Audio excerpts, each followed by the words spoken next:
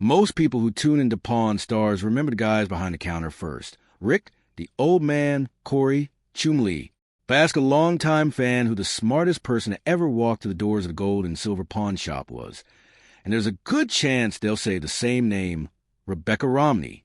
She wasn't loud. She didn't haggle like the Harrisons. She just quietly, calmly told people exactly what their book was worth. And she was almost always right. In this video, we're digging into the real story of how a philosophy graduate with no background in the antiques trade ended up as the only woman to become a recurring expert on one of the most watched shows in cable television history, and how she used that unlikely platform to build a career that now stretches from Las Vegas pawn shop counters to the shelves of the New York Times bestseller list.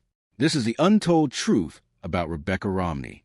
Rebecca Romney was born in 1985 and grew up in a household that prized books the way other families prize sports trophies. She's described her upbringing as a reading family, a family of scientists who filled the house with science fiction, and where curling up with a novel wasn't a way to pass time. It was simply what you did. That early, almost accidental immersion in books turned out to be the first quiet building block of a career nobody, least of all Rebecca herself, saw coming. She wasn't dreaming of appraising Shakespeare folios or Gutenberg Bibles as a kid. If anything, her instincts pointed toward academia.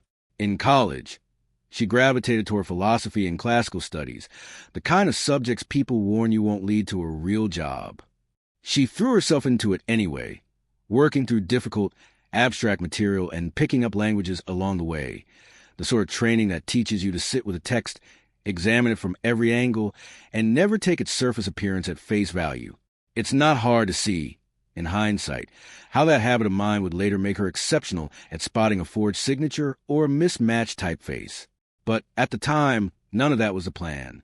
She graduated without a job lined up in publishing, bookselling, or anything adjacent to what would become her life's work. Here's the part of Rebecca's story that sounds almost too neat to be true, except it is. She got into the rare book trade essentially by accident. In 2007, right around the time she finished her degree, she interviewed for a position at Bauman Rare Books, a well-known dealer with locations in multiple cities. The way she's told it in interviews since, she thought she was walking into one kind of job and discovered, mid-conversation, that the position was actually for a rare book specialist, a field she knew almost nothing about going in. Most people would have made a polite exit. Rebecca didn't. She stayed in the room, admitted she didn't have direct experience, and let her genuine curiosity and her academic training speak for itself. It worked. Bauman hired her in 2007, and just like that, a philosophy graduate who had never bought or sold a rare book in her life was suddenly working in a field where a single mistake, misreading an edition, missing a forged inscription, could cost a client hundreds of thousands of dollars. She started at Bauman's Las Vegas gallery and moved quickly. By 2010, she'd been promoted to manage that gallery. It was a fast rise for someone who'd entered the industry sideways only a few years earlier, and it put her in exactly the right place, at exactly the right time, for the phone call that would change her career again.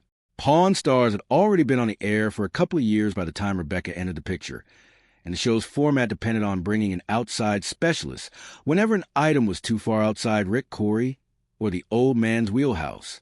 Rare books and historical documents were exactly that kind of item, full of pitfalls for anyone without deep, specific training. Las Vegas is a smaller world than people think, especially among people who deal in history and rare objects, and Rick Harrison already had a connection to Bauman Rare Books' Las Vegas location. When the shop needed someone who could authenticate an old book or a Civil War-era document, producers didn't need to run a nationwide casting search.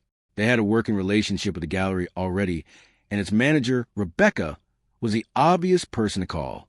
She made her first appearance in Season 4, which debuted in 2011. From the beginning, what set her apart wasn't just her knowledge.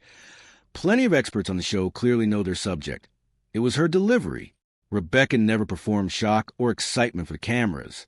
She would calmly explain, sentence by sentence, exactly why a signature didn't match known exemplars, or why a binding style put a book decades later than the seller believed, and she'd do it with the same even tone whether the item was worth $20 or $20,000.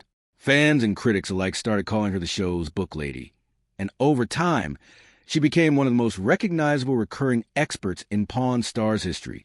Notably, the only woman to hold that kind of recurring specialist role on the series. Over roughly a decade of appearances, Rebecca handled an enormous range of material. She's evaluated everything from run-of-the-mill later reprints worth a few $100s to genuine historical treasures. One frequently mentioned appraisal involved a Lewis and Clark expedition, era journal connected to the 1804 mapping of the territory acquired through the Louisiana Purchase. The seller wanted a substantial sum for it. But Rebecca identified library markings that hurt its value considerably, and the final sale price reflected her more conservative, accurate read on the item. That's the pattern that made her valuable to Rick again and again. She wasn't there to hype up a sale. She was there to tell the truth about what a piece of paper or a bound book actually was, even when that truth deflated a seller's expectations. In a shop built on haggling, her job was almost the opposite of haggling. She supplied the hard, defensible facts that everyone else's negotiating depended on, because she brought a genuinely rare skill set, training in classical languages, deep knowledge of print history, and eye trained to spot the small physical details that separate an authentic first edition from a clever fake. She quickly became the person in the shop called whenever anything made a paper walk through the door: books, letters, historical documents, autographs. It's a testament to how specialized rare book authentication really is that, even on a show with a rotating cast of experts across coins, guns, cars, and memorabilia, Rebecca carved out a lane that was entirely her own. Rebecca's on-screen appearances became noticeably less frequent starting in the mid-2010s, and there's a very ordinary explanation for that, even though it didn't stop rumors from circulating among fans. In 2016, she married J.P. Romney, an author with family roots in Philadelphia. Her move away from Las Vegas to be closer to her husband's home base coincided with shift within Bauman Rare Books itself, where she took on responsibilities at the company's Philadelphia location. Since Pawn Stars is filmed on location at the Gold and Silver Pawn Shop in Las Vegas, simply living somewhere else made regular appearances logistically harder, not impossible, since she has continued to appear on the show periodically when she's back in town, including a notable Season 14 compilation of her appraising a run of old books, but naturally less frequent than when she lived a short drive from the shop. It's worth addressing directly, because it's the kind of thing that tends to snowball online. There is no credible evidence that Rebecca Romney was ever investigated by federal authorities, named a suspect in any theft, or forced off Pawn Stars under a cloud of scandal. Stories along those lines have circulated in some corners of the internet, built largely on speculation about why her appearances slowed down, but nothing in her own public statements, in reporting from entertainment outlets that have profiled her, or in the show's own history supports that version of events. The far less dramatic, far better documented explanation is the one above: marriage, a move, and a genuine promotion within the rare book trade. Sometimes the real story is simply less sensational than a rumor, and in Rebecca's case, the true version is arguably more impressive anyway, because it's a story of someone building an entire career, book by book, rather than someone running from a scandal. Through her marriage to J.P., Rebecca does have a distant family connection to the Romney political family, including 2012 presidential candidate Mitt Romney. It's a loose, extended relation by marriage rather than a close one, and by her own account in interviews, she has kept firm distance from that association, preferring that her career be understood on its own terms rather than through a famous surname. She and JP share 2 children. Though consistent with the privacy she maintains around her family life, she hasn't gone into detail publicly about their names or ages. Rebecca's relationship with JP wasn't just personal. It became a genuine creative partnership.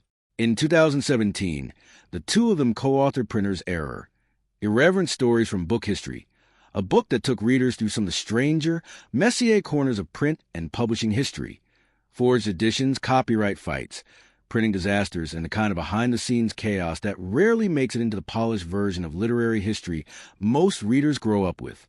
The book paired Rebecca's hands-on trade expertise with JP's narrative sensibility, and found real traction with readers and critics who wanted book history told with some personality rather than dry footnotes. Around the same period, the couple also launched a book-focused podcast called Bibliclass, which ran for roughly a year, and gave Rebecca another outlet to talk rare books outside the format of a 5-minute TV segment.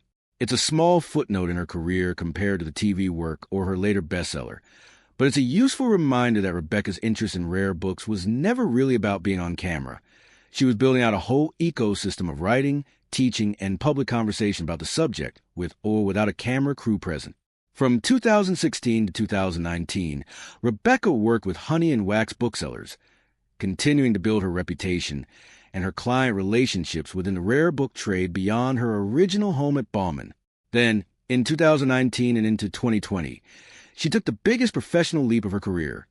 She co-founded her own rare book firm, Type Punch Matrix, based in the Washington, D.C. area, alongside bookseller Brian Cassidy, who brought his own background specializing in the beat writers and countercultural print history.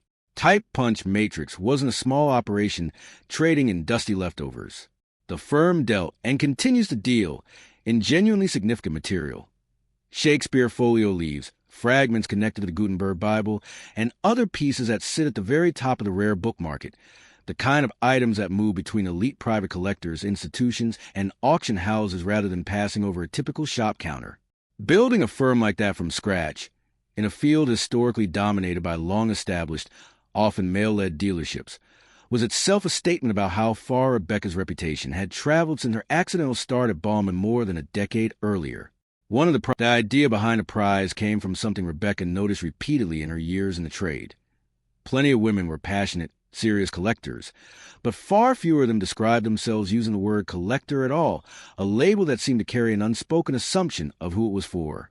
The Honey and Wax Prize was designed to push back on that quietly, by publicly celebrating collections built around personal meaning rather than resale value, and by putting real institutional weight. The prize has drawn support from respected names in the book and auction world behind the winners. Since its founding, the award has recognized a growing list of young collectors with strikingly different interests, from specialized thematic collections to deeply personal archives, giving each of them visibility in a trade that hasn't always made space for them. If Pawn Stars introduced Rebecca Romney to a television audience, her 2025 book introduced her to a whole new readership entirely. Jane Austen's Bookshelf, a rare book collector's quest to find the women writers who shaped a legend, published in February 2025, is built around a question that sounds simple but turns out to be genuinely unsettling once you sit with it. Who were the women writers that Jane Austen herself read, admired, and was shaped by? And why have almost all of them vanished from a modern literary canon, while Austen's own name became a household word? Rebecca structured a book around a set of specific authors who show up, sometimes explicitly and sometimes as clear influences, throughout Austen's own novels. Frances Burney and Radcliffe, Charlotte Lennox, Charlotte Smith, Hannah More, Elizabeth Inchbald, Hester Lynch Thrale Piazzi, and Maria Edgeworth. Each of these writers gets her own chapter, and Rebecca uses her specific professional skill set, the eye of a rare book dealer, not just a literary critic, to tell their stories. She writes about physically tracking down original and early editions of their work, handling the actual objects, and using clues embedded in the books themselves, print runs, surviving copy counts, publishing histories, as evidence for how thoroughly these once celebrated writers were pushed out of canon over the following 2 centuries. By her own account, part of what motivated the book was a personal reckoning. Despite years of formal education in literature and a full career built around historical books, Rebecca had never actually read most of the women she profiles, writers Austen herself references admiringly in her own novels.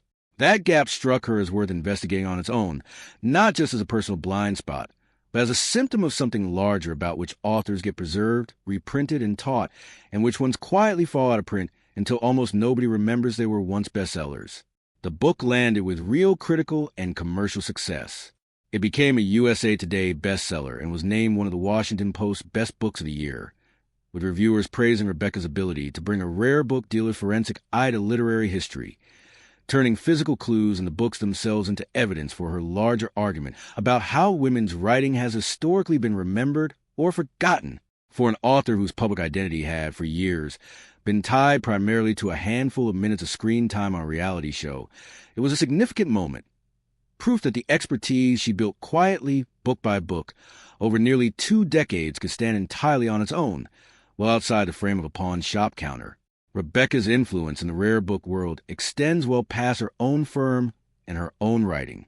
She spent years as part of the faculty of the Antiquarian Book Seminar, a program where working and aspiring rare book dealers go to learn the trade's fundamentals, including its cautionary tales, like the well-known Thomas J. Wise forgery scandal, in which a supposedly reputable collector and bibliographer spent years quietly circulating fake first editions that fooled experts for decades before being exposed.